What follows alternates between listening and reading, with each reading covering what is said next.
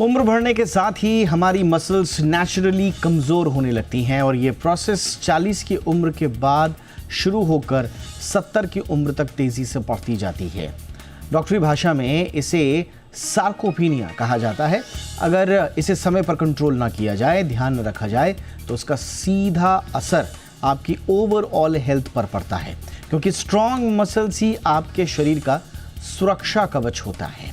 आज हम बात करेंगे मसल मास की, समझेंगे आपकी मसल्स आपकी हेल्थ के लिए क्यों ज़रूरी हैं और मसल्स को स्ट्रॉन्ग रखने के लिए ज़रूरी साइंटिफिक टिप्स क्या हैं। मेरा नाम है दीपक डोभाल, आप देख रहे हैं आपकी खबर आपका फ़ायदा। मैं लौट रहा हूं मेहमानों के साथ। सबसे पहले देखिए ये रिपोर्ट।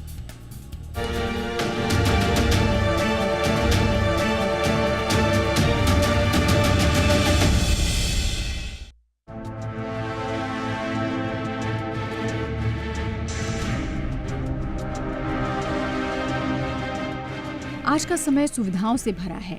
सीढ़ियों की जगह लिफ्ट ने ले ली है। बाजार जाने की जगह ऑनलाइन डिलीवरी ने ले ली है। हाथों से मेहनत करने की जरूरत कम हो गई है। यही कारण है कि आज के समय में लोगों की मांसपेशियां तेजी से कमजोर हो रही हैं। इसे मेडिकल भाषा में सार्कोपीनिया कहा जाता है। आमतौर पर ये 40 की उम्र के बाद शुरू होती है, लेकिन अब ये 30 साल से भी कम उम्र के लोगों को घेरने लगी है, क्योंकि जब आपकी मांसपेशियां नियमित रूप से काम नहीं करती तो वे सिकुड़ने लगती हैं, जो सीधे आपकी सेहत पर असर डालती है, क्योंकि मसल्स ही आपके शरीर का सुरक्षा कवच होता है। वैज्ञानिक तौर पर देखा जाए तो सार्कोपीनिया सबसे ज्यादा टाइप 2 मसल फाइबर्स को प्रभावित करती है। यही फाइबर्स हमें तेज, ताकतवर और अचानक होने वाले मूवमेंट में मदद करते हैं। संतुलन बिगड़ने पर संभलना, भारी वस्तु उठाना या तेजी से प्रतिक्रिया देना, इन सब के लिए यही जिम्मेदार है। उम्र के साथ इनकी कमी के कारण गिरने और चोट लगने का खतरा बढ़ जाता है। इस गिरावट को रोका जा सकता है। शरीर को नियमित चुनौती देना जरूरी है। स्ट्रेंथ ट्रेनिंग मांसपेशियों को मजबूत बनाती है और हड्डियों के घनत्व को बेहतर करती है। पावर ट्रेनिंग शरीर की तेजी और संतुलन को सुधारती है। फंक्शनल और एंड्योरेंस ट्रेनिंग रोजाना गतिविधियों को आसान बनाती है। 40 साल के बाद सप्ताह में कम से कम 2 से 3 बार 20 मिनट की स्ट्रेंथ ट्रेनिंग बेहद जरूरी मानी जाती है। मांसपेशियां और हड्डियां एक दूसरे से गहराई से जुड़ी हैं। जब मांसपेशियां मजबूत होती हैं, तभी हड्डियां भी मजबूत रहती हैं। अगर बोन डेंसिटी कम हो जाए तो एक्सरसाइज के साथ मेडिकल उपचार की भी जरूरत पड़ सकती है। आधुनिक चिकित्सा में रोमोसोजुमैब, इम्बेड्रोनिक एसिड और डेनुसोमैब जैसी दवाएं उपलब्ध हैं, जो हड्डियों की मजबूती बढ़ाने में मदद करती हैं। साथ ही विटामिन डी और B12 का सही स्तर बनाए रखना भी जरूरी है, लेकिन कोई भी दवा बिना डॉक्टरी सलाह के लेना जोखिम भरा हो सकता है। एक दौर था जब माना जाता था कि हड्डियों और मांसपेशियों की गिरावट को बदला नहीं जा सकता, लेकिन वक्त बदल गया है और आज का दौर उम्मीद से भरा है। एक्सपर्ट्स कहते हैं कि अगर सही व्यायाम, संतुलित पोषण और समय पर उपचार मिल जाए तो न सिर्फ मसल्स लॉस की रफ्तार को धीमा किया जा सकता है, बल्कि कई मामलों में इलाज भी संभव है। ब्यूरो रिपोर्ट, जी मीडिया।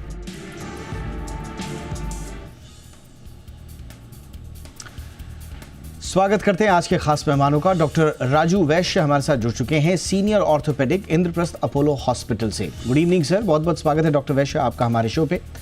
हमारे साथ हैं एक और खास मेहमान, doctor Rachit Gulati, head rehabilitation ISIC hospital से। डॉक्टर गुलाटी, गुड इवनिंग, बहुत बहुत स्वागत है सर आपका भी हमारे शो पे। डॉक्टर वैश्य, आपसे ही चर्चा की शुरुआत कर रहे हैं सर। ये मसल लॉस की पूरी कहानी क्या है सर? हमने सुना है कि धीरे धीरे 30 की उम्र पार होते ही मसल मास धीरे धीरे घटने लगता है और 40 के बाद ये तेज़ी से घटने लगता है। मतलब 40 पार करते ही इंसान की ताकत क्या पूरी तरह से ख़त्म होना शुरू हो जाती है सर? और ये कितना ज़रूरी है मसल मास हमारे शरीर में सर? देखिए, मसल्स पूरी बॉडी में काफ़ी मात्रा में है और उनका बड़ा इम्पोर्टेंट रोल है आदमी के चलने फिरने और उसकी ताकत बनाए रखने के लिए। परंतु अभी पिछले 10 साल से पहले ये हमको बहुत रियलाइज़ नहीं हुआ था कि मसल की कमज़ोरी से भी बहुत सारी प्रॉब्लम्स होती हैं और ये देखा गया है कि 35 साल की उम्र के बाद ही मसल्स एज रिलेटेड कमज़ोरी आना स्टार्ट हो जाती है। शुरू में ये लगभग पर ईयर 0.8% मसल मास आदमी का कम होता जाता है, कमज़ोर होता जाता है। परंतु जैसे जैसे एज बढ़ती है तो खासकर 60-70 साल 80 साल की उम्र के बाद तो ये 0.8% से बढ़कर लगभग 40% पर ईयर भी कम हो सकता है। मतलब मसल्स बहुत ही कमज़ोर हो जाती हैं, वो फैट से रिप्लेस हो जाती हैं। इसके कारण बहुत सारी प्रॉब्लम्स होती हैं, जैसे चलने फिरने में दिक्कत, खड़े होने में दिक्कत, फ्रीक्वेंट फॉल्स, आदमी तुरंत कभी गिर जाता है। तो इस तरह की प्रॉब्लम बहुत होती है। और ये भी देखा गया है कि मसल मास उन लोगों में और ज़्यादा गिरता है जिनकी ओबेसिटी रहती है, मतलब वज़न ज़्यादा है, या सिगरेट और शराब का सेवन करते हैं, या जिनको क्रॉनिक डिसीज़ेज़ हैं जैसे diabetes, chronic kidney disease, heart disease and so on.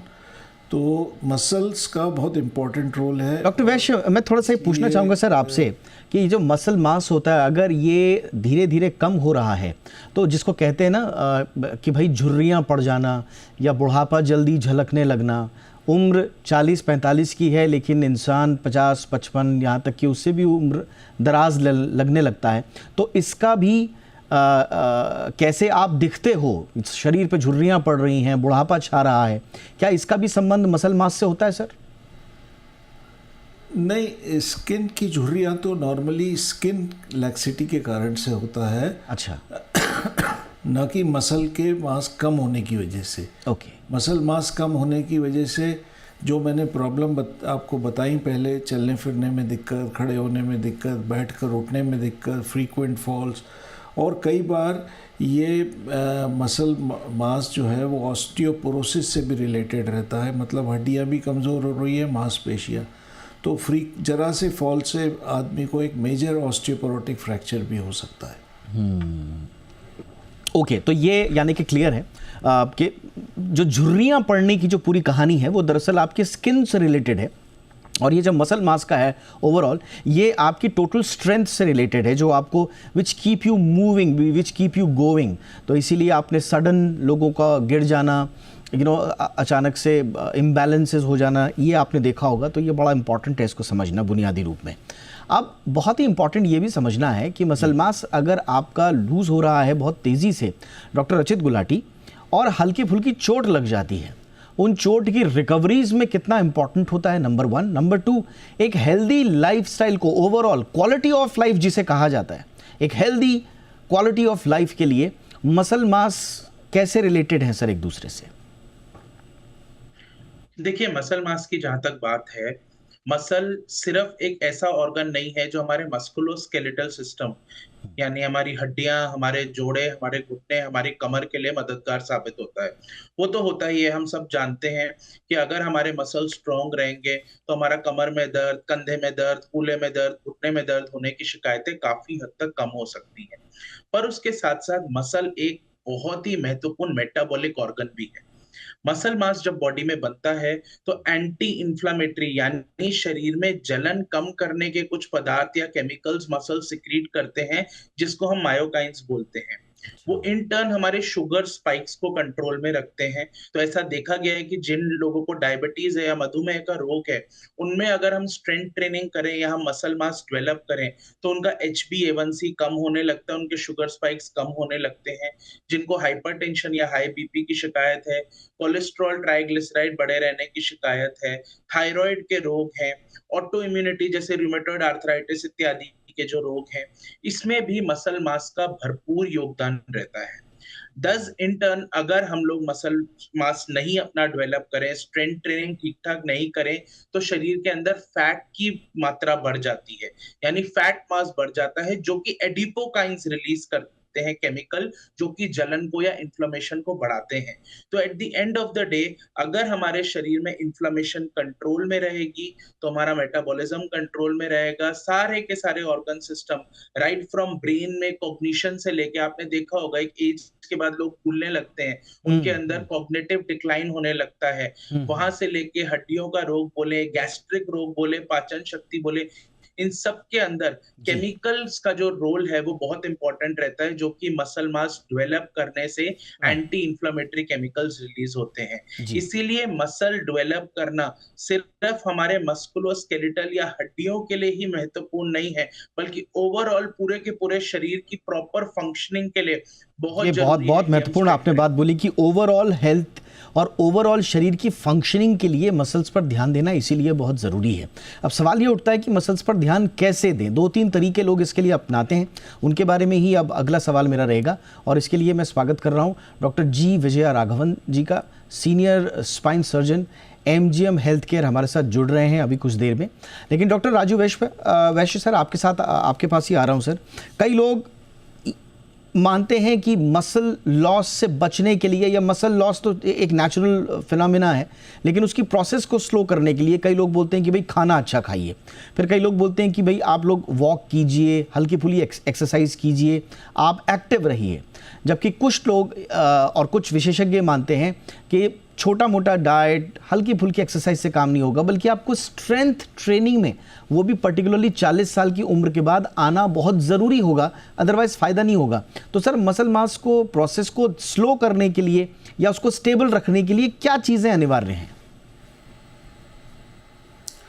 Muscle mass को मेंटेन करने के लिए दो चीज़ें बहुत ज़रूरी हैं। एक regular exercises and stretching of muscles, दूसरा गुड न्यूट्रिशन में high protein diet, adequate amount of vitamin D and nutrients, vitamins, ये होना बहुत ज़रूरी है।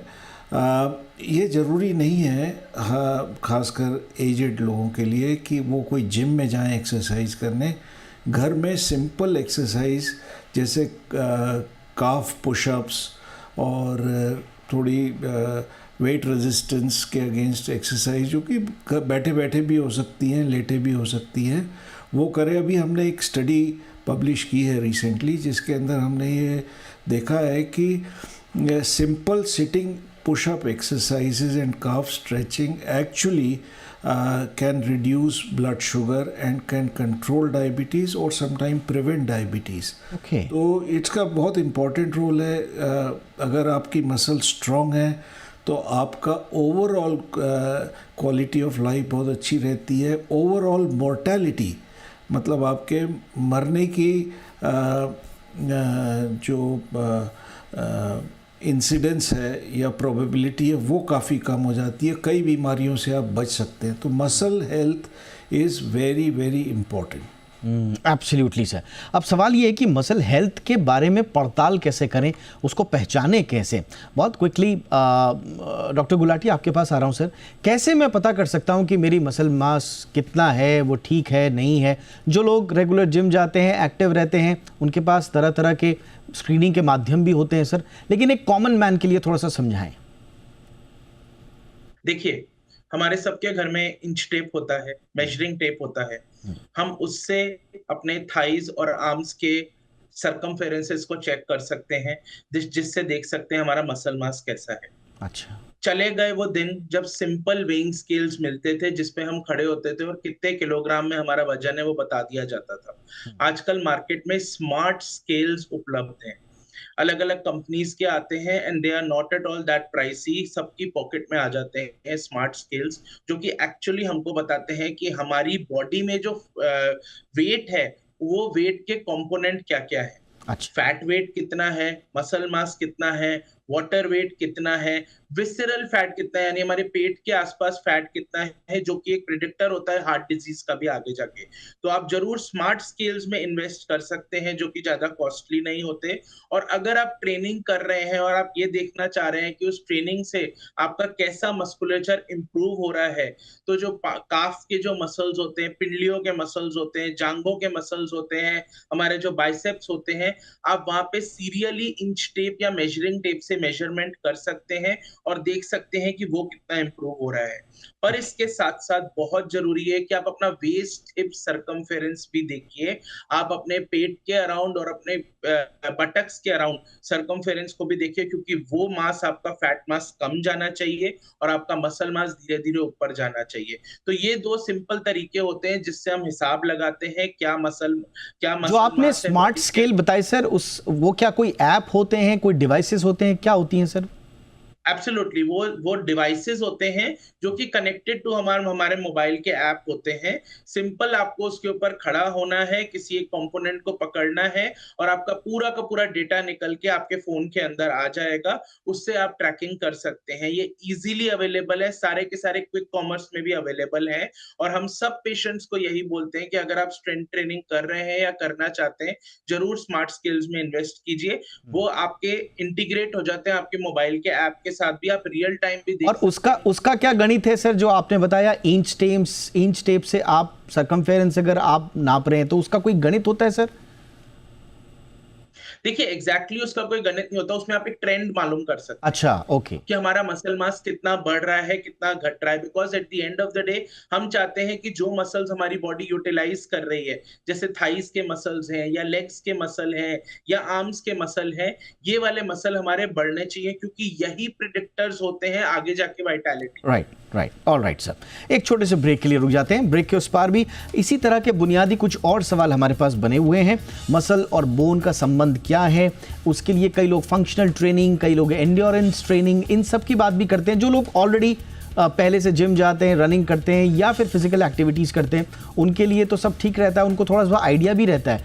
बट जो लोग आज हमारा शो देख रहे हैं, आज समझना चाहते हैं, वो चाहे किसी भी एज ग्रुप के लोग हों, उनकी कल से शुरुआत कैसी हो, कैसे वो मसल मास की अपनी जर्नी पर जाएं, इस पर भी बुनियादी बातें समझेंगे हमारे डॉक्टर से एक छोटे से ब्रेक के बाद।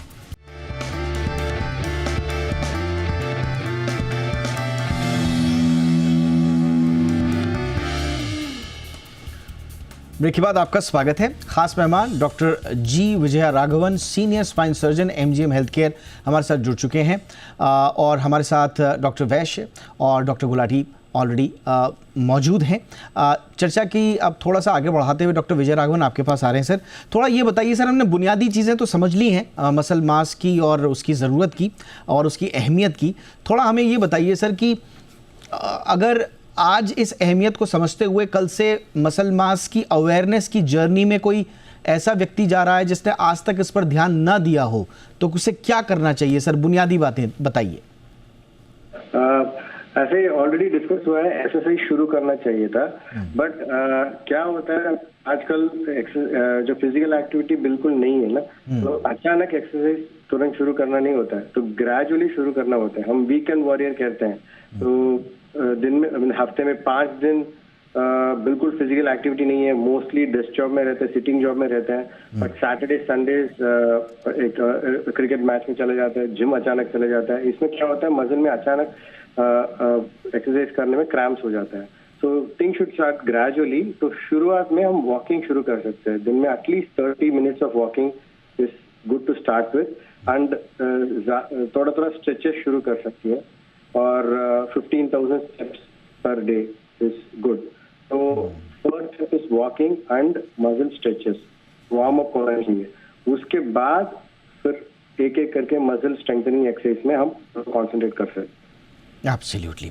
डॉक्टर वैश्य, डाइट और सप्लीमेंट्स का भी आजकल काफ़ी चलन है। ऑफ कोर्स हम अपने दर्शकों को राय ये भी देना चाहेंगे कि कोई भी सप्लीमेंट्स हों, आप कोई भी सप्लीमेंट ओवर द काउंटर जाके मत लीजिए। पहले अपने डॉक्टर से मिलिए, अपनी स्क्रीनिंग करवाइए। जो सप्लीमेंट्स का मतलब मैं उन सप्लीमेंट्स के लिए भी कह रहा हूँ जिनके आप एडवर्टीजमेंट देखते हैं और जाकर फिर लेने की कोशिश करते हैं, या आपको लोग आउट ऑफ मार्केटिंग स्ट्रैटेजी आपको थमाने की कोशिश करते हैं, तो प्लीज़ डॉक्टर की सलाह ज़रूर लीजिएगा। Having said that, doctor Vysya, vitamin D, B12, protein intake, ये सब मसल प्रिजर्वेशन में कितना योगदान देते हैं सर? और ये पूरी मसल लॉस की जो हमारी अवेयरनेस है, इसमें डाइट का कितना इंपॉर्टेंस है सर? देखिए, एक्सरसाइज के बाद डाइट ही सबसे इम्पोर्टेंट है मसल को स्ट्रॉन्ग और जीवित रखने में। तो उसके लिए जो नेचुरल सोर्सेज से आप प्रोटीन और विटामिन्स और मिनरल्स लेंगे वो फार सुपीरियर है देन सप्लीमेंट्स। सप्लीमेंट में आप एकदम कॉन्सेंट्रेटेड सप्लीमेंट लेंगे, बेस्ट क्वालिटी का भी लेंगे, तो वो एकदम बॉडी में जाकर किडनी पर इतना लोड डालता है कि कई बार किडनी डैमेज होने का चांस है। कई बार इन सप्लीमेंट्स के अंदर स्टीरॉइड्स भी मिक्स होते हैं या अननोन चीज़ें हैं जिसके बारे में हमको पता नहीं है।